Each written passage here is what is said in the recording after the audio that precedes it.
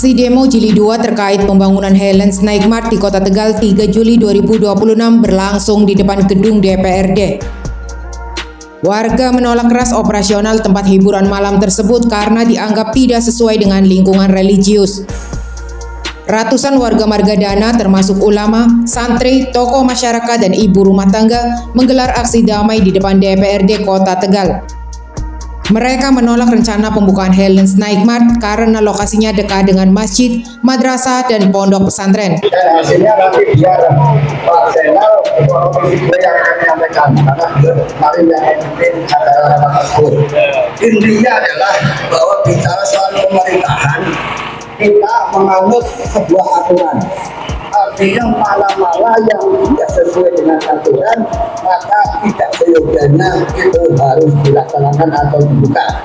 Isu pembukaan resmi Helens Night Mart semakin memicu kontroversi. Alasan penolakan warga, dekat fasilitas keagamaan, lokasi berada di sekitar masjid, musola, TPQ, dan pondok pesantren. Potensi penjualan minuman keras dan dampak negatif terhadap moral generasi muda. Warga tidak pernah diberi penjelasan terbuka mengenai perubahan fungsi bangunan dari hotel menjadi tempat hiburan malam. Ali Muntaufik, kuasa hukum dari masyarakat Margadana dan Aliansi Ormas setelah ditemui awak media MMI TV mengatakan untuk kajian tindakan yang terukur dan terarah. Kuasa hukum satu aliansi, tapi beberapa aliansi termasuk warga masyarakat yang memberikan kuasa hukum kepada saya untuk melakukan kajian, melakukan tindakan yang terukur dan terarah sesuai dengan koridor aturan regulasi yang ada di yang saat ini sudah diperbincangkan dari kebetulan saya juga selaku ketua lembaga kajian dan bantuan hukum Nahdlatul Ulama Jakarta Tegal itu. Jadi terkait dengan satu regulasi yang masalah persoalan Helen yang ada di Kota Tegal ini kan memang belum launching ya, belum berdiri, tapi kelihatannya ini sudah dikeluarkan izin atau belum dikeluarkan izin. Sekiranya memang belum dikeluarkan izin, kami atas nama warga masyarakat itu menyampaikan aspirasi kepada pemerintah Kota Tegal, kepada anggota DPR untuk dikaji ulang apakah sudah diberikan izin atau tidak. Kalau toh memang akan diberikan izin, tolong koreksi regulasi itu. Karena regulasi itu berdasarkan satu aturan main, yaitu Undang-Undang 11 tahun 2020.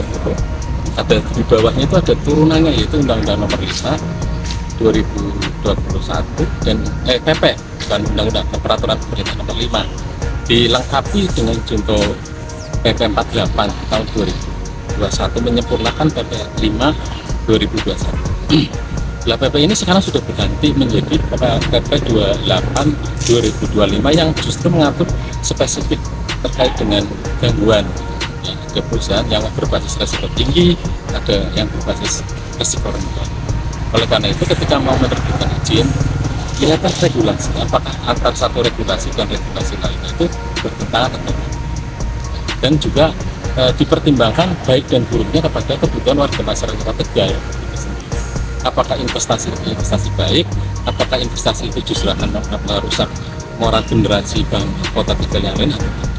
Kami pada prinsipnya warga masyarakat Tegal di dalam banyak aliansi tidak menolak satupun investasi yang ada di Kota Tegal. Harapan kami malah justru dengan adanya ini, silakan para investor-investor yang ada di luar Kota Tegal itu datanglah ke Kota Tegal, tapi dengan catatan berinvestasi di Kota Tegal itu investasi yang bermanfaat ya, untuk kemaslahatan bersama, untuk menyerap tenaga kerja contohnya, atau memberikan ekonomi kepada warga masyarakat, lapangan pekerjaan tambah banyak. Itu kan mau dengan sendirinya itu menghasilkan PAD yang lebih baik.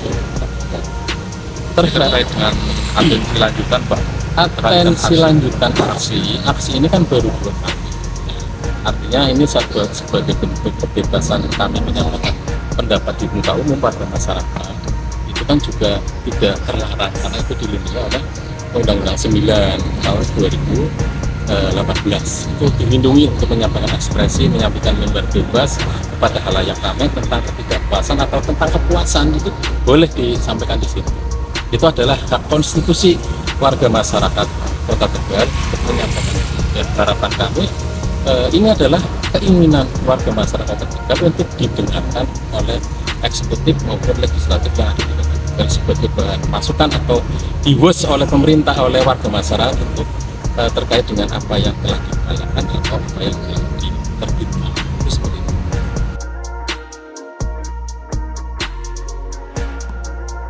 Dari Kota Tegal, MMI TV, Hairudin Edi Ahmad mengabarkan.